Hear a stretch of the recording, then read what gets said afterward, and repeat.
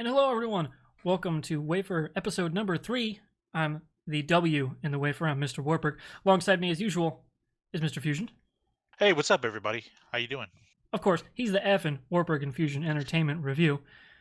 And it's been, by the time this comes out, I think 3 weeks since the last episode. And that might be because if you've watched the last two, you notice I'm in a totally different space. Because due to a COVID outbreak at a place one of my family members was working at, I needed to quarantine just away from them. I don't have COVID. She doesn't have COVID. Everybody's fine. It's just more of I'm immunocompromised, so I'm going to play it very, very safe. So I'm living in a temporary space. Got better internet now, so I can record stuff with Fusion and do some streams. Because I don't know how long this is going to last. And so here we are. We're back to recording. Looks like we might be playing a lot of online games too, because I'm sure at some point you're going to start losing your mind, right? Oh, definitely. Definitely. I mean, I was mostly self-isolated at home anyway, because I had my bedroom and my office like right next to each other, and the only thing I need to go downstairs for is the bathroom and the kitchen. So I was mostly isolated. But it's weird living in a totally different space in a bed that kind of sucks and not ideal, to be sure. Well, at least you can catch up on your shows, man. There's a lot to watch and a lot to talk about. That's very true. So speaking of shows, let's get into the what we're watching, playing segment. So Fusion, what have you been up to in the 3 weeks since we've recorded last? Okay, so I had talked about the Babysitter, that McG movie last time. Well, I decided to go back, and Samara Weaving, I'm becoming a big fan of hers. So I went back and watched Ready or Not, that movie last year, that dark comedy. The I guess you call it the Big Hunt or whatever you want to call it, where the family goes after her during hide and seek. Really good movie. I went back and watched it again, and I really like the second viewing. There's a lot of subtle jokes that you really can miss. That's like. And I went back, and the other thing I watched again, it was Harley Quinn season 1 and 2, and I missed a ton of jokes. God, but I mean, it's just like, how did I miss that? I obviously wasn't paying attention when and I will say of both seasons, hands down, my favorite episode, the Penguin Bar Mitzvah. So good. That episode was fucking good, man. Just so many one-liners from everyone, even Poison Ivy, and just hearing the jokes about all the villains and everything about it was just. I mean, you can catch the subtleties of making fun of Bane from you making fun of Tom Hardy's Bane, all of these characters, and it's just. But then when I really sat there and I was like, wait, Cobblepot. I'm like, did I not really realize that the Penguin is Jewish? Is he Jewish, or like, did we ever establish that on any timeline? Like, did I miss this? Because I obviously didn't really think about it, and I was like, okay, his son's having I'm like, wait, bar mitzvah. Wait, the Penguin's Jewish? Really? Huh. That kind of changes my perspective of him just a little bit. But yeah, really good show. But Ready or Not was a good movie, and then of course season 2 finale of The Boys, which we're going to talk about. But the last few episodes that we kind of didn't touch base on because we ran out of time each week. Home runs, every single one of those, man. I can't wait for season 3. Like, oh my god, it's just so much. And they've obviously deviated from the comic, exponentially, but in a good way, because every character, you want to see what happens next to every single one of them, Yeah. It's like an adaptation in the opposite of a Zack Snyder sense. Yeah, like, I agree. It's inspiration, not adaptation, which I'm totally here for. It's awesome. But speaking of the finale, there was... now I can't get on AV Club at work anymore because they instituted a whole new firewall system, so it kind of sucks. So I can only get on The Verge. Polygon's a no-go. A whole bunch of websites I would use for this show can't get on anymore, so I have to wait for home. I can't even get on fucking ESPN. It's bullshit. I can get on Reddit though. So what the fuck's up with that? How about FARC? I haven't checked that one yet. No. Okay, FARC. The thing is, when you click on links through FARC, it still keeps you on the FARC page, but it takes you to a sublink of the website within their page. You might want to try FARC. I'll have to check that out. Aggregator sites, even though they're ancient, they still have a use, man. If Reddit still works for you, try FARC. I'll have to check that out. That's a good point. But I was speaking of the AV Club. Their review has the finale at a C+, and I just lost my fucking mind. I was like, are you kidding me? Are we watching the same show? This is some bullshit. Because it reminds me of when I watched Justified this final season, and the reviewer on IGN was giving them 6s and 5s, and there's just all this negative language, and I'm like, Justified's final season was fucking awesome. This guy's crazy. And turns out he came out years later and be like, yeah, I just wasn't a fan of the show and I shouldn't have been reviewing it. And I'm like, Thank you. Well, we'll talk about The Boys later. For me, what I'm watching, I just watched Supernatural, the first episode of the final batch. Episode 2 of the final batch is tonight as we're recording. So I think I have my DVR set up, hopefully. If I set it up right through Hulu, and it'll catch it. If not, I'll watch it tomorrow on the CW TV. Because they're finally doing the smart thing, which is they're keeping their episodes on CW TV for a whole week, then moving them over to Hulu if you didn't catch it live. Or like a YouTube TV service or anything that has like the last 5 episode kind of batch, like a Hulu or YouTube TVs do. So they're keeping the first rights like to itself, which is, I can't believe they haven't been doing that before. But now they finally are, which maybe they're actually going to finally start using that platform. I don't know, because they've had it built for, they were one of the first of the major networks to like actually do a well done media player. Even ABC's one was cheap as fuck. Yep. And CW actually kind of like built their own thing, which was pretty cool. So it's nice to see them actually using that. For me, that's about it for shows other than The Boys. I've also been replaying the Assassin's Creed series, which has a little bit of a tie-in to a later story. The Assassin's Creed Origins and Odyssey, kind of the newer Assassin's Creeds, because I want to get ready for Valhalla. I just wrapped up the Odyssey story again for the second time. And I'm going to start the DLCs for that, which I've never played this weekend. So that's where I'm at. Just waiting for the new consoles. And man, I'm kind of regretting not getting a Series X pre-order because holy fuck, this preview content that like kind of funny and like other people have been putting out makes me go, fuck, I should have bought one. Damn. You should have bought one, man. I bought a 1X in March. And it's been great because I have a 4K TV so I can actually, do a little bit of 4K gaming and actually watch my 4K movies. But I kind of wish I'd have waited now. But the TV was such a great deal. I couldn't not get the TV. It was $400 off a Sony X900. Just like, that's a damn good TV. Yep. It was nearly half price. It's like, fuck, I'll buy it. And then I was like, okay, if I'm going to get that, I got to get a 4K console. So I might as well get the 1X. So that's what I got. And that was only $299. So have you watched anything in 4K? Oh, yeah. I've watched several movies in 4K. Spider-Verse, Gladiator, Endgame, and Infinity War, because I have the digital in 4K, so not the disc of those, but Gladiator was the disc, which was holy shit.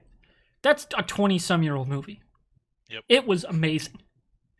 Spider-Verse, equally, just graphically amazing, as always. I mean, that movie's one of the best animated things ever done, and 4K of it is so good. And it's especially arguably one of the best Spider-Man movies ever. It's definitely It's definitely number 1 or number 2. If it's not, your lists are fucking invalid. Yep, I agree. Well, I'm just curious on that because one of the first things I watched when I bought a brand new 4K TV was watched Daredevil in 4K, and that was a fucking game changer. That was a game changer, man. That I want to do because like I have 4K Netflix, but like it just never clicks in my brain to use Netflix through my console because where I sit at my desk, at home at least, I have my desk, 3 monitors set up, and I have to turn to go to the 4K TV. So it's not a big deal. It's just I never think I should do that. Yeah. It's just a weird thing. I have to like be in the moment where I'm like, oh yeah, Disney. Yeah, I could watch the 4K of that via that and log in and do it. It's just I need to actually remember to fucking do it.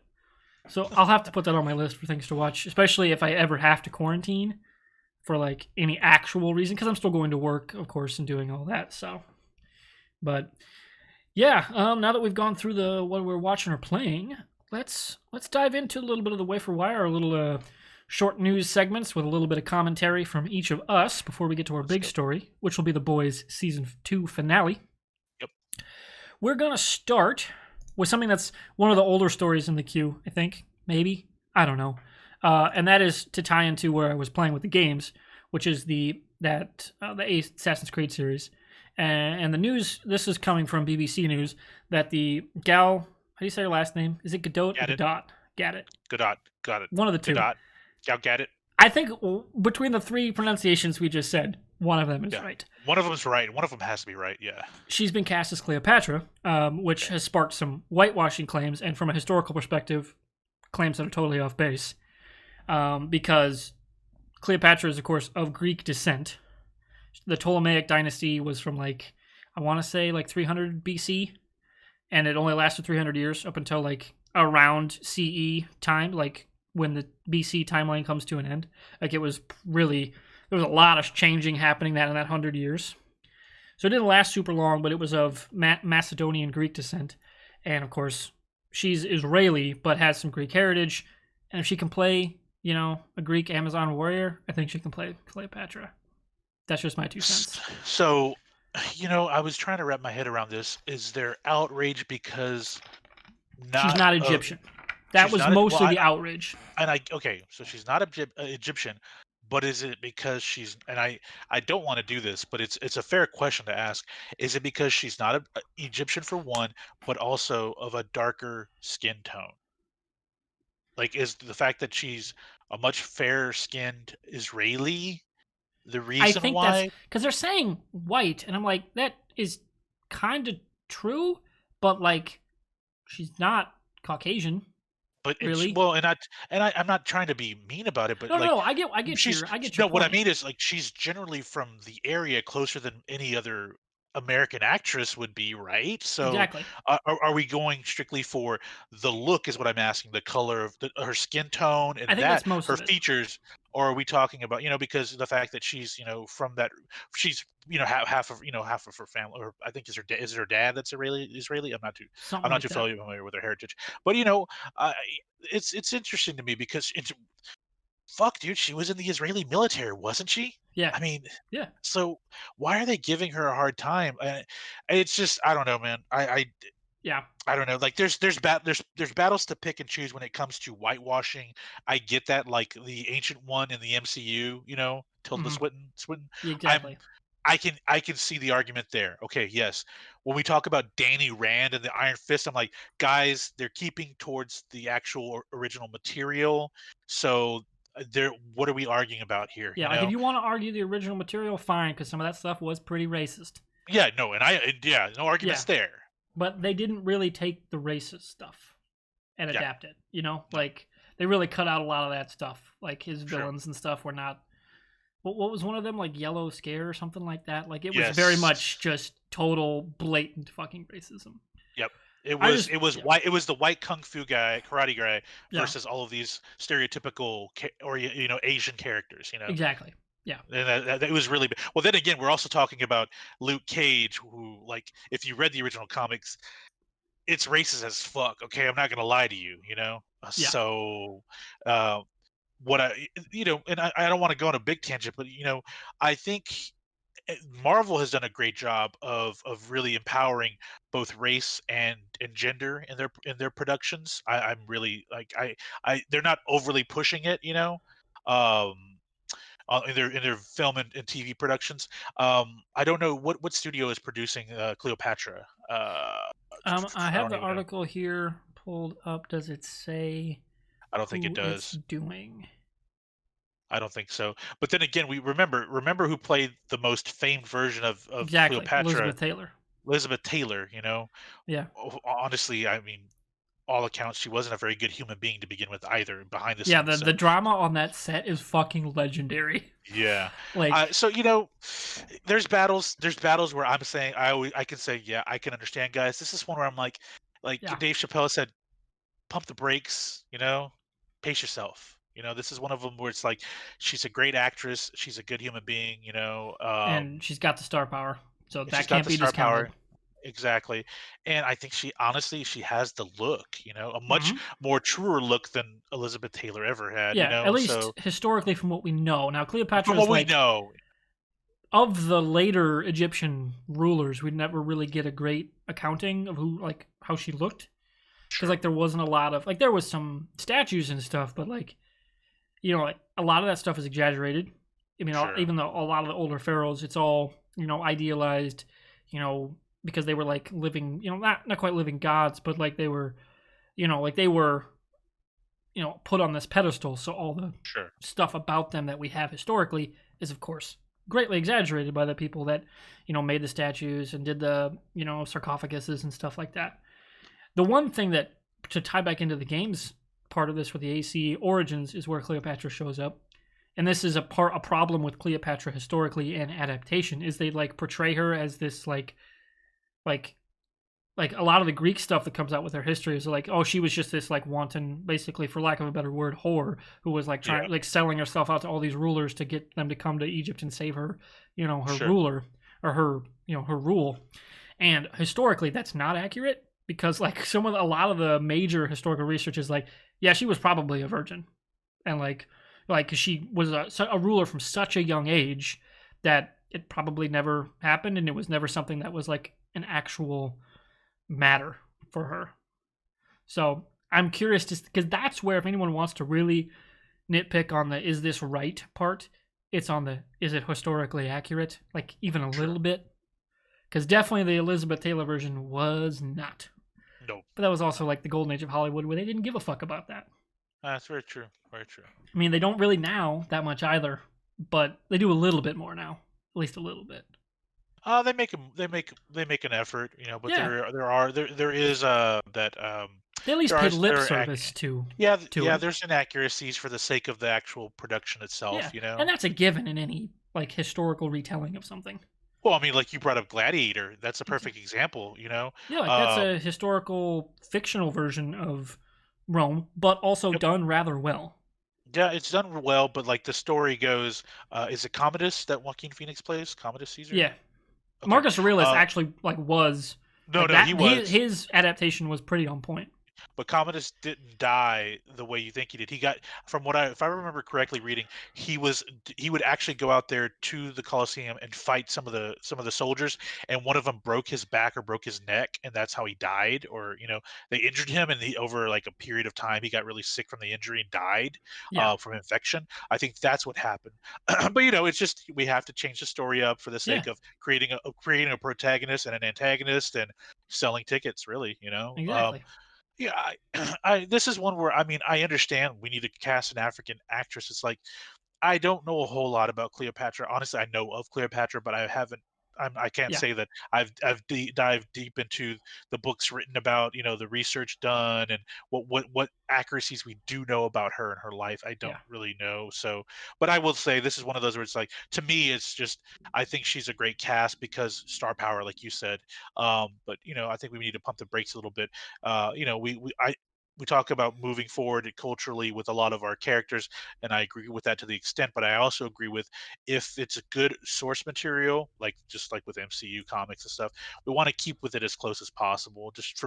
That's just my opinion, just because that's where they found the popularity originally for that product or that IP. yeah. So, that's, and I'm sure people will complain and call me wrong, and that's fine, guys. You don't have to agree with me in this, but this is one of those where I think they should pump the brakes a bit, honestly. I agree as well. All right, so let's move on. Close that one out. Speaking of other casting news, let's move to a DC property, kind of opposite Yes. of Marvel here, and that's some Black Adam movie casting news. Which really, Oh, I was like, oh shit, because I love this actress, and I'm hopefully she gets to do more awesome fucking shit. And that is Sarah. I don't know if you say the first H in her last name. I think you say it Sahi. I don't think you say the probably. first H because she's Persian or of Persian descent at least. And she was Shaw in Person of Interest, which is, oh my god, that show is amazing, and she was awesome in that show, like just stone cold killer to an extreme, and it was great. She's been cast opposite Dwayne Johnson in the upcoming Black Adam movie, where she's going to play a freedom fighter and university professor in the fictional country of Kandak. They've cast Hawkman, and they haven't said anything about who the Hawk Woman's gonna. Is it Hawk Girl or Hawk Woman? I think it's Hawk Girl. Hawk Girl, Hawk Girl. They haven't said anything about who she's gonna be, and you don't have Hawkman without Hawk Girl because they're so tied in together with the whole reincarnation thing. Yep. And like, she's in the country, freedom fighter. Hawkman's been cast, kind of right there, and she can definitely do action because I think she did most of the stunts on Person of Interest. And they Sure. were some heavy shit. Like it was some actually like well choreographed fight scenes for network TV. I kind of think she's gonna have to be Shira Hall because they didn't even say her name in the casting news. Everybody else has been given a name or a role. She doesn't have one as a name, so I think it's got to be Shira Hall. What do you think?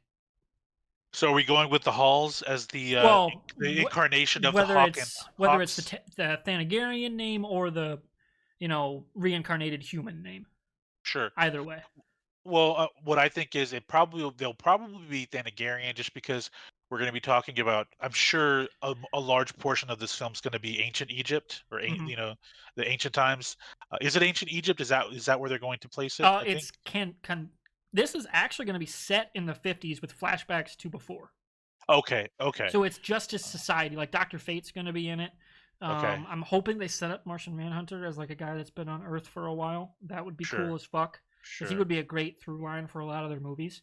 As a Sure. guy he's an outsider and loner, but he's been on Earth for forever because he's a shapeshifter, so they don't know it's him, but we do. That'd be a great bit for them to do. But yeah, So it's we're going to be doing. set in his Black Adam's Okay. country. Okay. So we're doing JSA. JSA. Okay. Hmm. Um, I think Hot Girl would probably be a good fit for her, especially if they want to move her long term into the series, Hmm. because obviously the end game here is for Black Adam to meet up with Shazam in a Oh, future yes, film. definitely. I mean, they're going to have to butt heads. I'm hearing from what I read is Sabak is supposed to be the villain of the Black Adam movie, which I like. Let's go the demon route, the demon power route. Um, yeah, I think Hawk Girl would probably be the. I can't think of any other role that just jumps out at me that she would Yeah, be. when you throw university professor, freedom fighter, and Yep. unnamed actress who's Yep. known for doing action stuff into this role where everyone else has been given that, like, gotta assume that's where they're going. Because there's no other like characters that really jump out to me as possibilities. There was a few listed here, like Isis has been rumored, but that's for a different person who's been cast. That's Adriana Tomas. And because she's connected to Black Adam's past, like how he got the Sure. power, and that's just she's going to be more in the flashbacks, and then so that'll be interesting. And what was I going to say? You had brought up a point that I just totally spaced on. Shit, I'm kind of mad at myself right now. Uh-oh.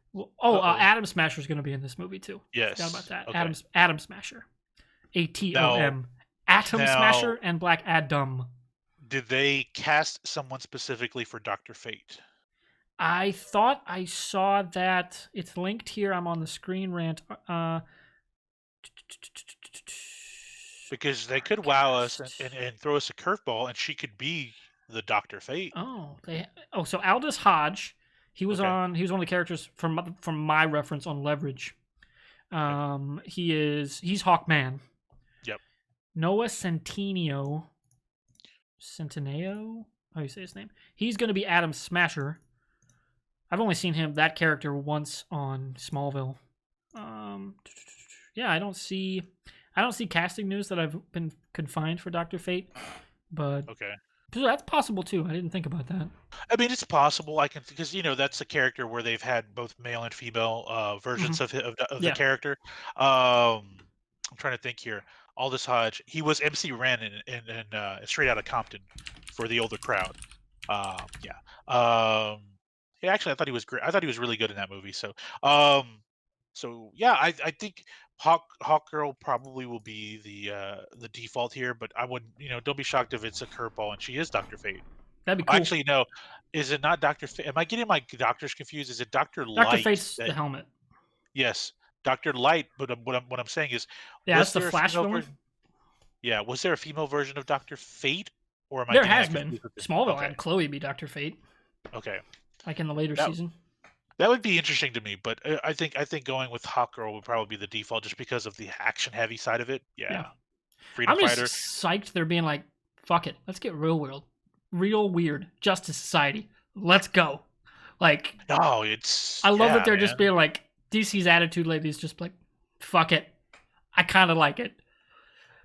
Speaking of other news for DC, this is a real quick hitter. I thought I saw, is this true? Was it 2022 that they moved Batman back to?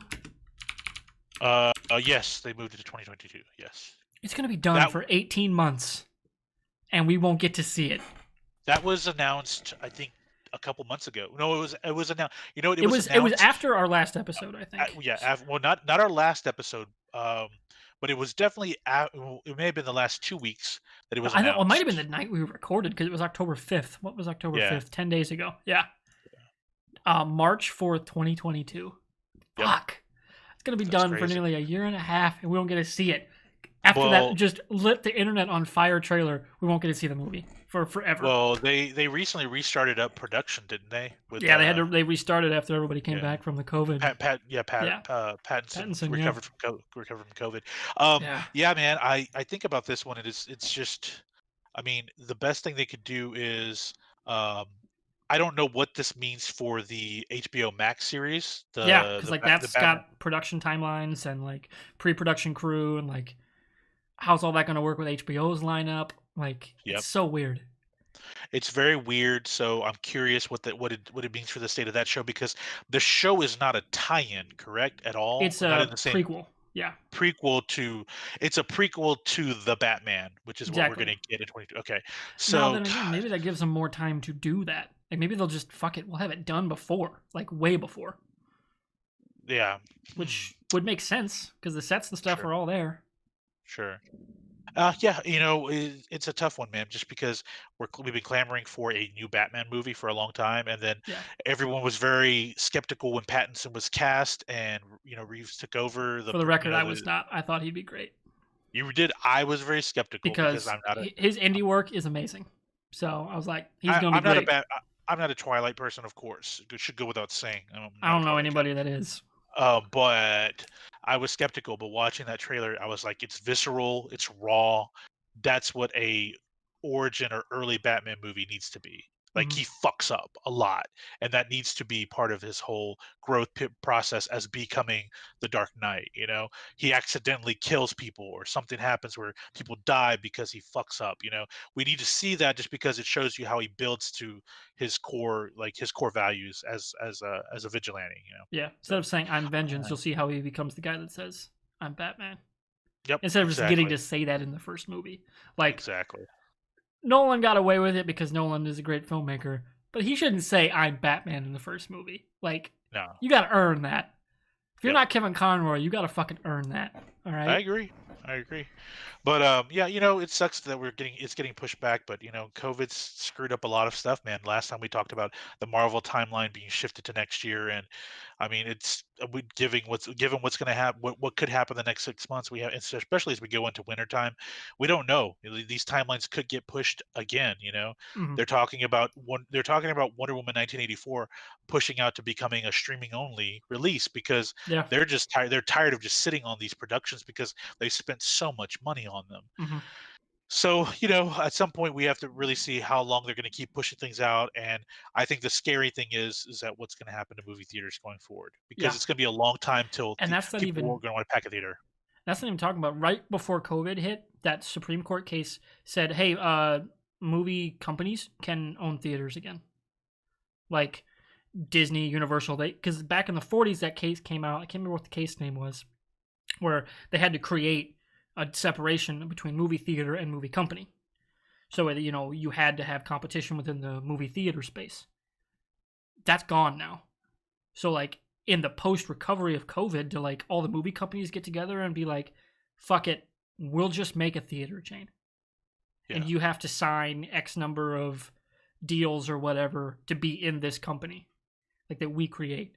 That's gonna get real fucking crazy. And like that stuff that got pushed off to the back burner because of COVID, of course, but like that's still got to be dealt with, which is just crazy. I don't even know what the fuck they're gonna do with the legal side of that. That's nuts. Especially as Uh, companies collapse. Like all these theater companies, not all of them will find rescue financing. Like it's not no. going to happen. So that's going to leave a pretty big void. So that's going to be Well, very interesting.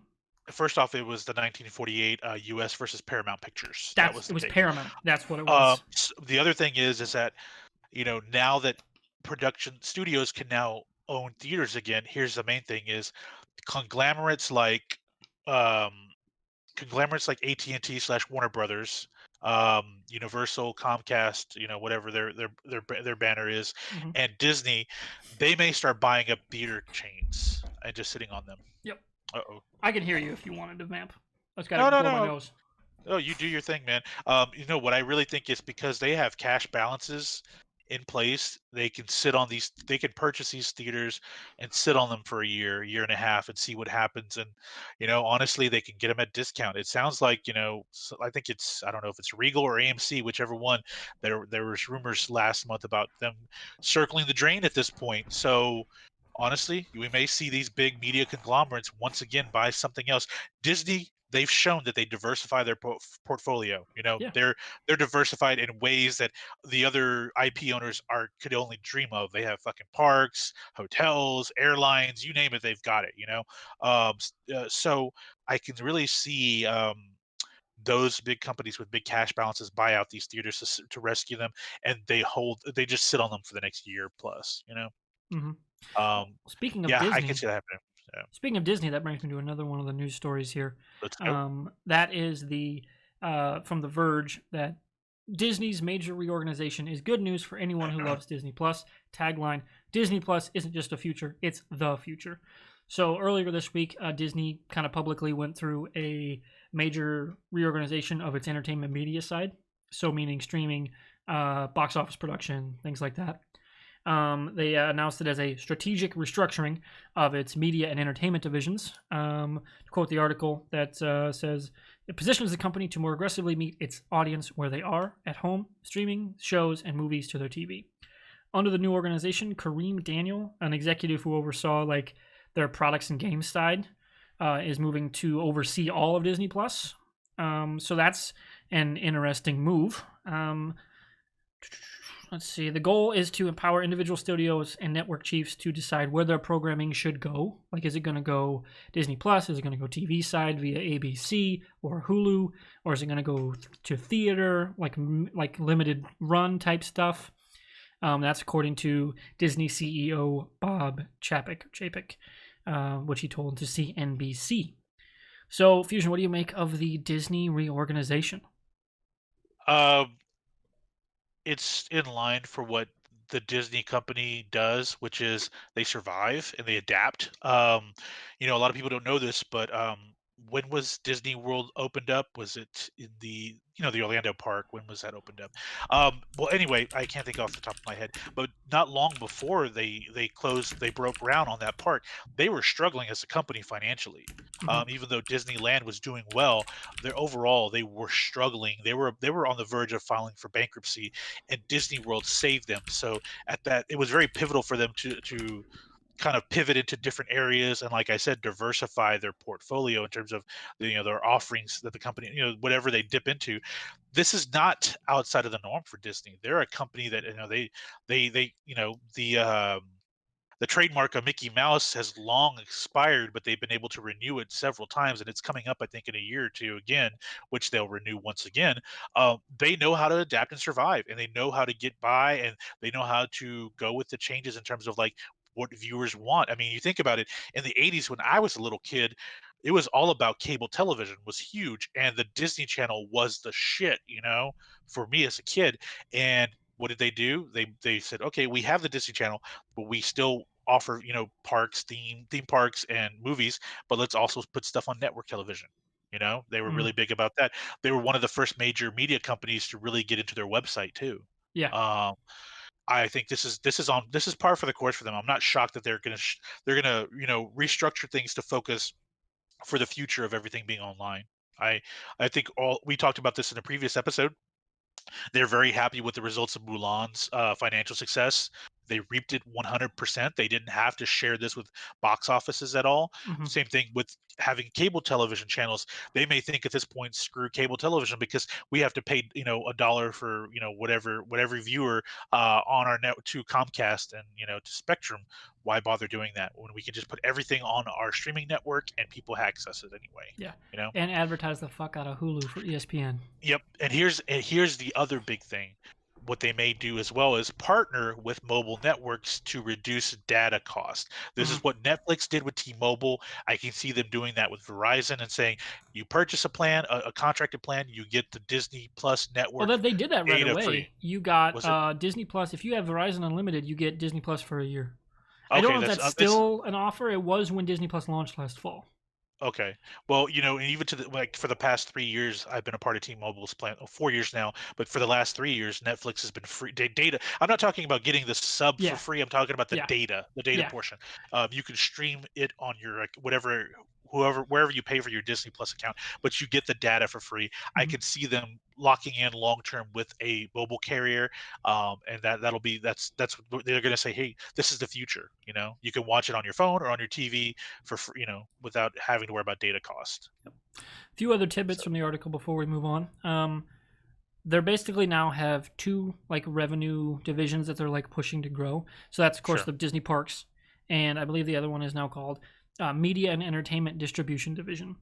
So the studio chairman back in February mentioned that like the whole goal is to say, hey, director or like producer or whatever who's in charge of this release, if you don't think the movie's going to do very well at the box office, fuck it, we'll put it on Disney Plus. Which I think is nice because like they mentioned a couple articles, a couple specific movies like McFarland USA, which only made like uh-huh. 45 million, but if you put it on Disney Plus, it's going to be seen by more people, Yep, and Disney makes all the money.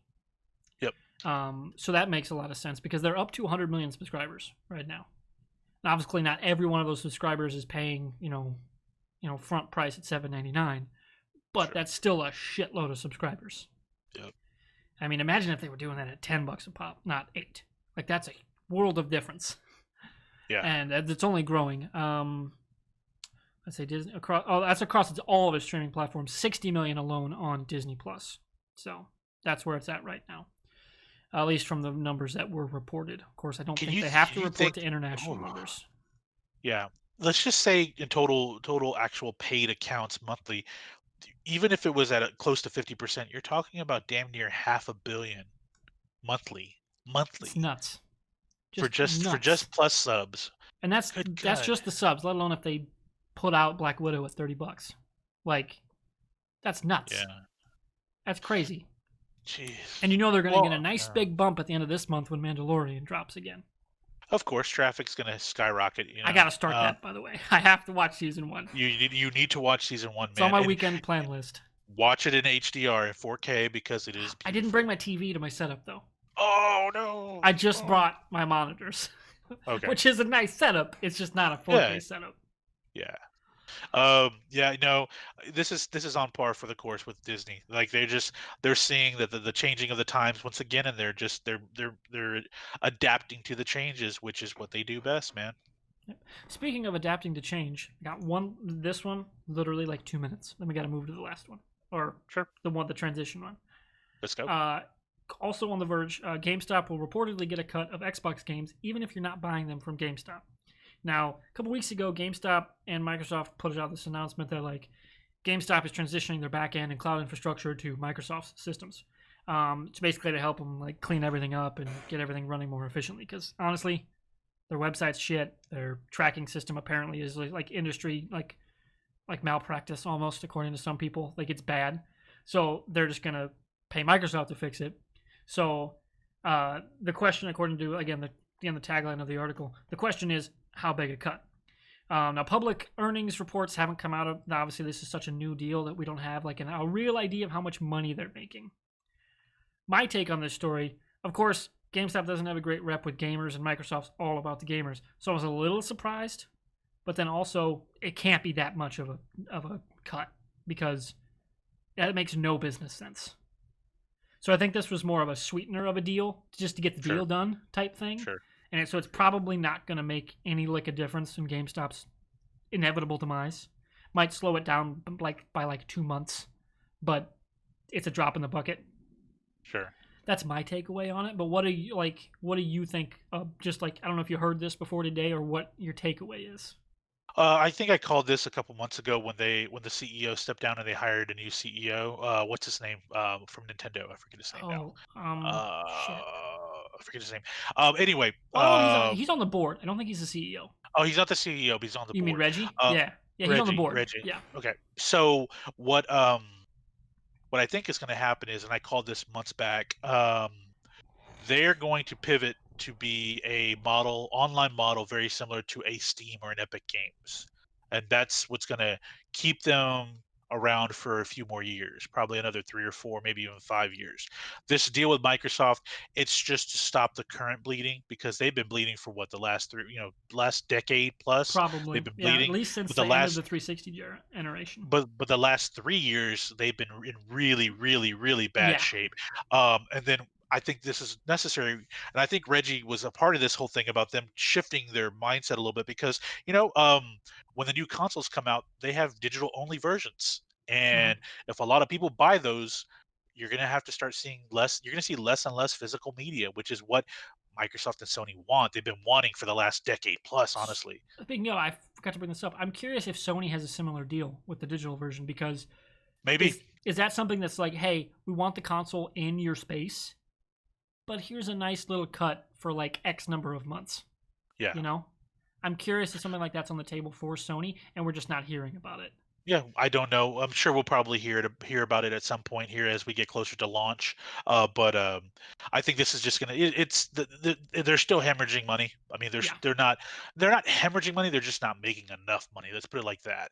And yeah, there's not not a to whole lot to offset their save them. debt and like all the other Yeah, stuff, like their overhead costs. overhead costs. So I think at some point we're going to look at the demise of GameStop. I think so. I think it's inevitable, but I think this is a slight stay in execution. But I think once they're going to pivot a little bit and start focusing on offering, digital versions of games, and that's going to be like their core business model, like a Steam or an Epic Games, and they'll try to compete, but they'll be small potatoes, and they'll Yeah, I don't. flounder. I think it'll fizzle out because like, and Yeah. then you got to wonder like, shit, that's several thousand people Yeah, who got but to this is move. a GameStop. This is all on GameStop because they Yeah, treated this way for the last decade plus. Last actually 2 decades plus yeah. about this. Their business model never changed. Just like Blockbuster, Like as they soon never. as They PlayStation yeah. were like, "Hey, we're not gonna sell a modem. It's gonna come in the box," because Yep. Microsoft did it, but they weren't like back then when they did it. They weren't PlayStation 2. You know, Yeah. like once PlayStation started being like, "No, we're gonna do this internet thing," they should have been like, "Fuck," and totally changed, but they didn't. So Nope. They're very hard headed. No one to blame but themselves. But it's not gonna last. I say in 5 years, GameStop will be gone. yep, I agree. So we have one last story, which is a Sure. transitional one into our big topic, and that is Yes. from IGN that The Boys Season 3 begins filming in 2021. The first episode is to focus on Soldier Boy, who is to be played by Jensen Ackles, aka Dean Winchester on Supernatural. Big fan myself. So yeah, like they're gonna begin filming next year at some point. And the episode's titled Payback. That's from Kripke tweeted out a video of the first script. So like that's the thing with season 3. Once they can hit the ground running, they have a number of the scripts done. They've said like they don't have to wait for like they did between seasons 1 and 2 to like make new scripts and all that. Like the scripts are done because that you can do without production. Sure. People being on set. So that'll be interesting, and I'm curious to see how they do Soldier Boy, because Jensen Ackles, I love the guy, but I don't know what he's gonna do. Like it's just such a I'm not super up on the character, but like some of the images I've seen are like looks kind of weird, but I'm here for it because they've nailed it so far in seasons 1 and 2. Yep. So I'm happy. I'm very happy to see what they've got in store. Yeah, I'm excited for what's gonna happen next. I mean, season 2 was, I wouldn't say like the most amazing like superhero show, but it was really fucking good. I mean, Yeah, yeah. it was just like fun, like and I, engaging. and there's a lot of aspects of it that I liken to season 3 of Daredevil in that you just the villainous side of the story, you just get angry because they keep fucking getting away with things, and you're just like, "Ugh, Yeah, ugh." That's how it was with Daredevil season 3. Every time the Kingpin kept, bringing in yeah. more FBI agents, and you find out this person's paid off, you're like, fuck this guy. Same thing with Homelander. You're like, fuck this guy. Yeah, like the everything that happened, and then in the finale, when okay, this is fuck it, we're gonna move into the big topic here. We're Let's go. talking Let's go. the season finale of The Boys. So you were talking about like that moment with the like where the heroes finally catch the break or put it Yep. over the top as we win. When fucking A Train pops into their car with the here you go, I'm out. Yeah. Like holy fuck, that was amazing. I fucking loved that it was A Train that like saved the day Yep. instead of like I was wondering what the fuck are they like he's out of the 7 but we keep hanging around his setup. Same with the Deep, but he does get the great fuck Fresca line Yeah. Excellent, excellent like liner to close out his story for this season. And then he pulls out the speedster routine and gets him the research on the fact that she's a fucking Nazi. Ah, fantastic. I loved that. That was so good. And then they actually, one of the problems I like, to not get too much of a tangent, I don't like those like we're making a point to make a point scenes. And in this case, it happens to be the end game she's got help scene. Not earned at all. Like, just, they did it to do it. Supergirl's pretty bad at this too. They just do things to do things. Yeah. On the TV side. Sometimes they're better at it than others, but not that much. This was an earned beatdown where all the girls just team up and just kick the shit out of a Nazi. Like, yeah. Fuck yes. That was earned. And it was awesome. Oh, well, you know, so that had to happen because you really think about it. Who was going to kick her ass? Yeah.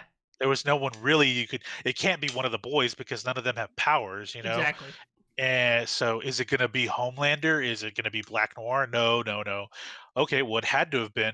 Obviously, Starlight was going to get involved, but to see all three of the girls get involved, you know, they built towards that, you know, with her killing, with Stormfront killing her, you know, I forget her name now, the character Kamiko killing her brother, and so we were building towards that, but seeing Queen Maeve really jump in, and because we had both talked about, we think she's probably going to be dead by the end of the season. I thought I didn't think she'd live. I thought she'd go out fighting Homelander, and especially when she showed up, I was like, oh, is she going to try to stop him?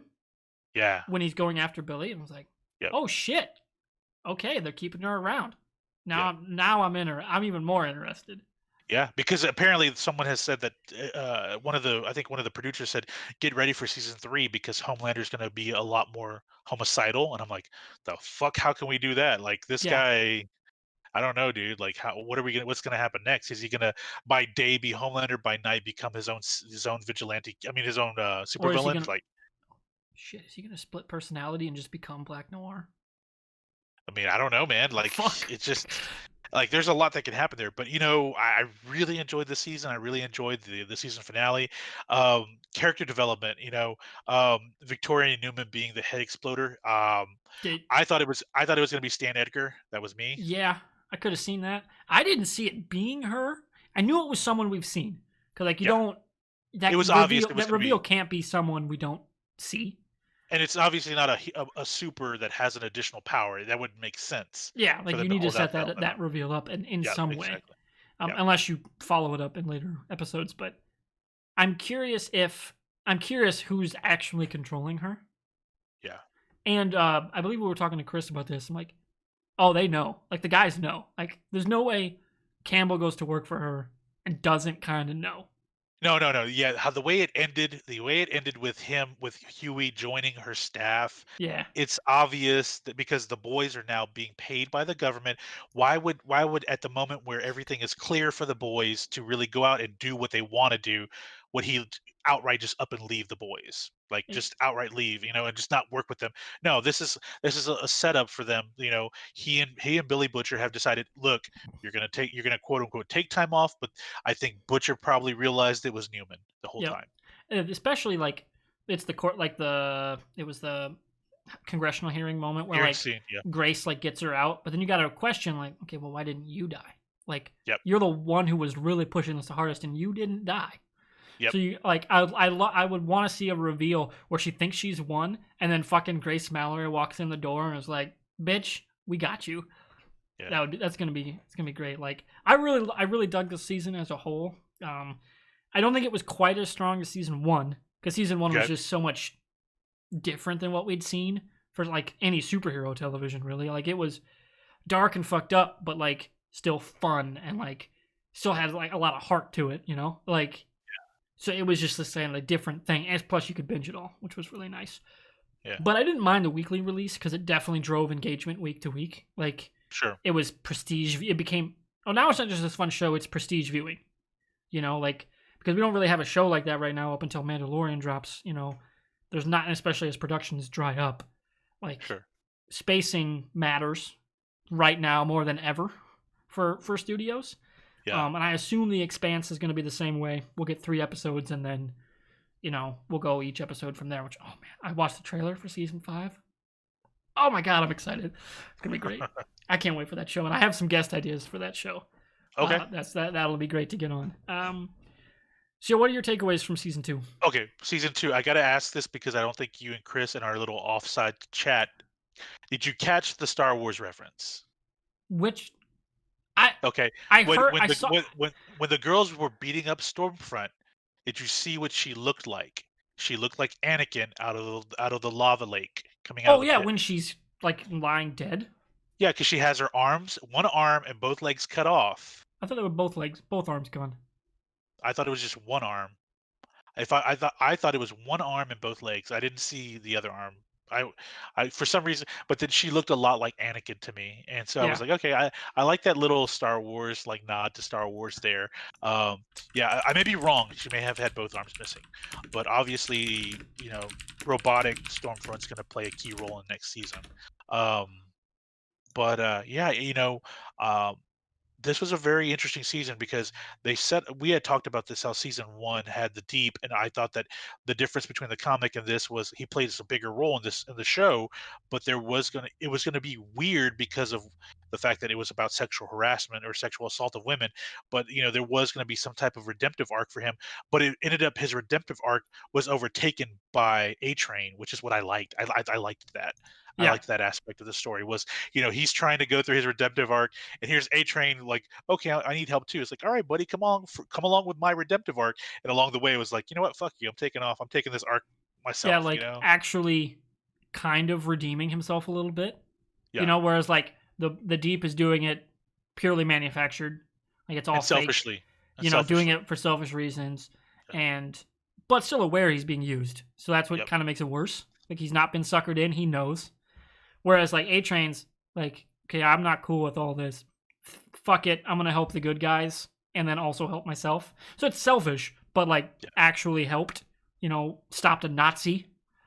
That definitely gets you back in people's good graces. Yep. So yeah, that was a very fun arc. I'm curious to see where they go with A Train next. Like, I don't know if the Deep needs to stay around because, like, kind of an unredeemable character. Yeah. Like, his first act that we really see him do is sexually assault someone. Kind of hard to come back from as a character, even in the hands of a good script writing and show running and actor and stuff. Like, I don't know, is his time done? Does he come back? Does he get like an epic beatdown and then it's just written out in season 3? I don't know.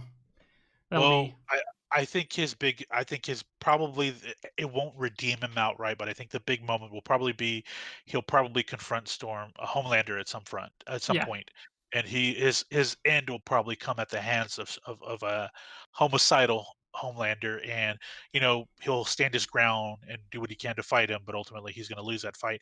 But I think that's probably what's gonna happen with him. It's not the Greyjoy level of redemptive arc, Yeah.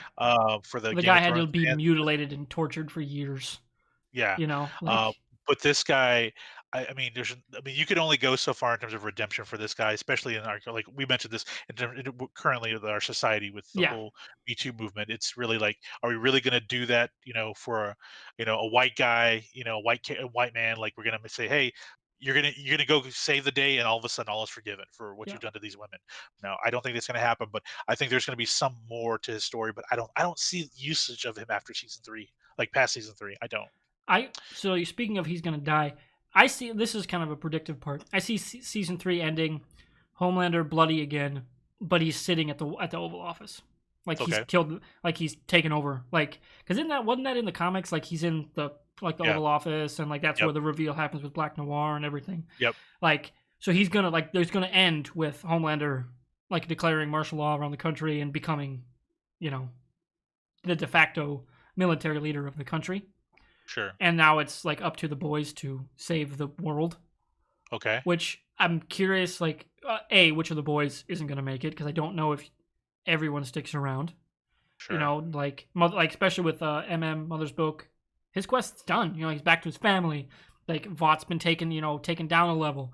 The Supes have been put in check. There's this new government task force. Is he done? Does he come back like for one last ride? And does he die? It'd be tropey, but kind of well done because like he's been a very good character for 2 years. So I'm curious to see which of the boys doesn't make it through season 3. If I had to say so, I'd probably say it'd probably be Frenchie, just because that would be a Similar, like motivator. He's come full circle. He's made his amends. Like, Yep. he's a whole person again. Yeah. Where do you go? Both of those characters really don't have a, well, where do we go? Like a genuine answer to that question. It could be filled in. Like obviously they've got a great idea for where they want this show to go. Sure. But like Huey and Billy have much more, oh, this is like the next step in their journey. Like you can just see it. It makes more sense. So Sure. Well, and then it brings up the other question: what happens to the 7 now? Are they going to add? yeah, Who like, are they? Who aren't are they they down going to to 3? add? 4 if you count A-Train being back. Yeah. And Black Noir is a vegetable. At least Yep. the quote we got was he's a vegetable. He's a vegetable, quote unquote. Yes. I think we do get a little hat tip to Homelander dressing up as Black Noir just to fool the public for a little bit. A little hat tip to the comics. Yep. I think we'll see that in season 3 because the public clearly doesn't know that he's been taken out by Queen Maeve. I don't think they'd want to advertise that. So that'll be an interesting development for what they do with the 7. Do they replace him? Does he come back? Or do they just put somebody new in the costume? It's possible that they bring on a new character that plays the role. I mean, Yeah. how even Soldier Boy can be that character for Yeah. all we know. It could be a number of things. I think they're deviating enough from the comics to where we can really say I don't know what they're going to do next. Because you don't bring in Jensen Ackles to play an old Soldier Boy. No. You got to make him be in his prime, right? Because he's agree. Jensen Ackles. Like, so what happens with Starlight at this point? Again, like, I don't know. Like, she's kind of also finished her mission, mostly. Like, got the V out. Everybody knows. She can't take Homelander down herself. She knows that. No. So, like, do her and Maeve become better friends? I don't know. That's going to be real fascinating to watch. Like, I'm just really... Oh, and aren't we getting the Butcher episode yet this fall? Like the fill in the gap. Where did Butcher go? I thought we were supposed to get it later, like in the coming months. We were supposed to get that episode. Yeah, it's like a standalone. They almost had enough for a full episode, but just said, it'll be a 30-minute thing. Yeah. So that'll be fun to watch because, hey, more Carl Urban. Yes. Yeah. No, I really like this show. I think what happens next is going to be eye-popping. Victoria Newman, becoming, being the villain opens up a lot for them. Mm-hmm. I'm curious who she's involved with. Is she involved with Vought to a certain level, or is there a higher power we don't know of that's working in the government? I think you need to set up a third party, not just the boys and not just Vought. You need to set up a third party like organization or structure or something to like get in the game, to like broaden out your world a little bit, especially if you want this to ever spawn anything else, but let alone just for the story and the world itself too. Sure. So another tangent about the story, like if Huey is off on his own, doing his own thing, like legitimately, and has totally left the boys, that sets up an interesting feud where like the boys figure it out first, like Butcher and Frenchie and Mallory all figure out first that, yeah, it's Newman, and Huey doesn't believe them. And then like that sets up more conflict. So that's definitely on the table because that's a cool, at least probably a 1-episode story of like him realizing, oh shit, they're right. And then going back undercover to expose her, which will be interesting because it sounds like we're really only going to get 9 episodes of like story next year. Sure. Because they're doing the Soldier Boy episode in the first place. So we're, other than maybe getting some Where's Everybody At to start the season stuff in episode 1, we're not going to get much story, which does make for more jam-packed, crazy, awesome shit in season 3. Yeah. Like, hell, it was episode 3, we got they drove through a fucking whale. A whale, oh god. Oh, it's crazy. Oh, man.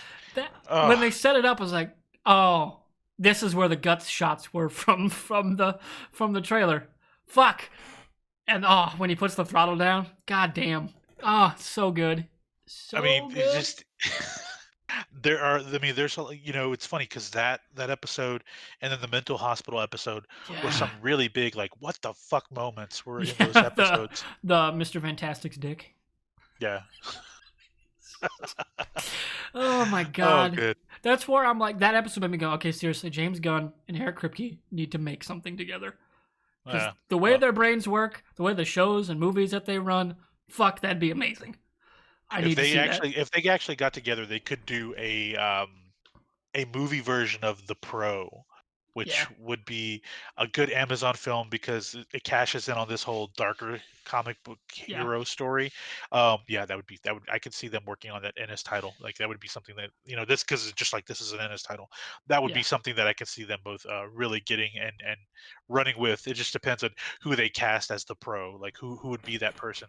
That girl that they would cast would be just they get the right person. It's like fucking great. Let's do this. Let's do this. I'm all for this. But I really liked season two. It was intense. It was funny. The finale was great. The fight scenes throughout have been really good. Um, and the casting is just phenomenal, man. I Yeah. can't stress Aya that enough. Cash as Stormfront, Oh God, 10 out of 10. yeah, I hope she shows up in the flashbacks of the Soldier Boy episode. So we get at least a little bit more of her in the sure, OG 40s setting. sure, Rather than, where she ended up in this season, sure. just like the reveal that, like, don't get me wrong, you kind of figure she's a Nazi adjacent character with a name like Storefront and fucking Roman eagles on her shoulders. Like, Sure. kind of a thing, you know? Yeah. It's a known motif, you might say. But then, like, nope, I'm 100 and some years old. I'm a Nazi. Like, fuck. I didn't honestly see the info drop coming that soon in the season. Yeah. Because we get the info dump twice, really, but through different perspectives, which was really, really cool. Yeah. I really and I'm interested to see where they move forward with A Train as well. So the Deep, I mean, I think his story, like I said earlier, I think it's run its course at this point. It's run Yep. its course unless there's a major pivot with his personality, which I don't see for 2 seasons now. His personality hasn't changed a whole lot. Yeah. The There is a only thing level they could really do is just straight up make him an eco-terrorist. that would really be it. Like, just I go mean, Poison Ivy with him. But, yeah, like, if Poison Ivy was Aquaman, you Yeah. know? Because that's kind of what they do in Harley Quinn, to wrap it back up Sure. to what you brought up. Like, Yeah. yeah, she's straight up an eco-terrorist, and even Batman and Superman are like, well, you're not really a supervillain. I mean, you're a Yeah. supervillain, but you're not, like, fucking Scarecrow, Exactly. Oh, speaking of, that was one thing I wanted to bring up, because so I can tag in Raul Coley in the metadata. Okay. He was talking about, because he's Scarecrow, the voice of Scarecrow in that show. And he's like, yeah, that's one of the only shows I've ever seen where, like, an Indian actor is voicing somebody. And they didn't have to, because the character's got a mask on. But they Yep. show his hands, and he's brown. Yep. It's like, not like, I just really like all the background stuff that DC did with that show. Like, the Yep. casting, the animation, like, even just that, like, that little note of, hey, yeah, we have an Indian actor. Yeah, of course, it's done. His skin's the But same color as the actor. it's like all those little subtle nuances when they talk about Robin and she makes a joke about Jason Todd getting murdered, Yeah, or the like, Joker does. it's Like, just rapid fucking yeah, fire, deep DC, deep cut shit. we don't have to. We're not gonna explain it because if you're a fan of the title of the characters, you should fucking know this stuff. But Yeah. we're not gonna hide it. Like, okay, Yeah, we're doing that. that version's world, they're like Gotham Knights level world. It's like the darker version of, like, Young Justice's DC is like super deep, like, it's deep cut shit, but it's like, very much Golden Age of Heroism like tone. Sure. Whereas this is just as deep, but really, really fucked up, and I love it. Christopher Maloney was Jim Gordon. Oh God, When he's he fucking gets hilarious. with the episode where Clayface loses his hand, and he just that. becomes his friend with the hand. But like, in the so season 2, good. he has the hand tattoo on his And shoulder. yes, God. like, they just keep running these gags, like Bane's fucking chair, getting the Yeah. chair at the table, like, amazing. I fucking love that show, and I cannot wait for season 3. Yeah.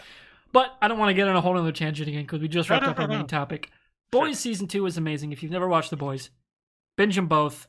Some of the craziest fucking superhero shit you will ever watch. Like, Yeah. they get crazy inventive with how they use their powers, and Yep. it's really, I want to say dark. I should just say fucked up, because dark, like, implies, like, for me at least, implies a little more of, like, oh, it's dour. Yeah. But whereas, like, fucked up, it's like just a really weird, hard R, fucked up, like, slasher movie almost. Like, just kind of gore fucking everywhere. Yep. But never for gore's sake. Like, there's, like, a lot of points that they make if you, like, it's just really an awesome show. I agree. I can't praise it enough. It's awesome. You're not going to hear any arguments from me. I'm a big fan of it, man. I was glad I binged the first season a couple months ago, and then, I was a little pissed about the week to week, but I enjoyed it because, I likened it to 24. it's a show to where that 1 hour is so fucking intense that you definitely need a break. Because if you watch 5 episodes, 8 episodes, I watched that first full season back like all the way through on the couch, and I will tell you, I was fucking drained because it's just Yeah. like it's just so much happening and so intense and so crazy. You're by the end of it, you're like, fuck me. So yeah, I'm okay. I'm okay with the model. I can get Yeah. with this model Daredevil of once. season 3 would have done very well in this format Oh yeah, fuck yeah. because Oh man, man. yeah, you talk about emotionally training. When the Yep. fucking priest gets it, Yep. fuck, that hurt. And Yep. like I was just depressed. And then you finally get the catharsis 2 episodes later. Ah, fuck yes. I love Yeah. when No. shows can just nail that cathartic moment. Love it. Love it. There's never been a comic book story like Born Again is one of the best ever, but on top of that, there's never been a translation to a different medium where they fucking nailed it. And I think season 3 of Daredevil nailed it. It nailed it. For me, one of the closest that gets close is the Superman versus the Elite animated.